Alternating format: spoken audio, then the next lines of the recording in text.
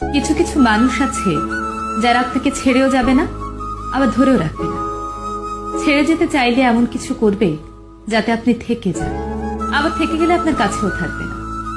এই যে ছেড়ে যাওয়া আর থেকে যাওয়ার মাঝামাঝি ঝুলে থাকার ব্যাপারটা সত্যিই খারাপ। আপনি জানেন না ভবিষ্যতে কি হবে। আপনি মানুষটাকে কিছু বলতেও পারবেন না, কারণ তার প্রতি যে আপনার বড্ড বেশি মায়া। এই মায়া কাটিয়ে ওঠানো যায় না।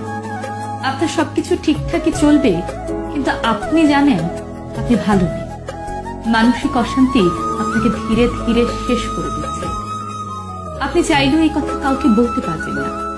যার জন্য আপনার এই অবস্থা তাকেও আপনি বলতে পারবেন না।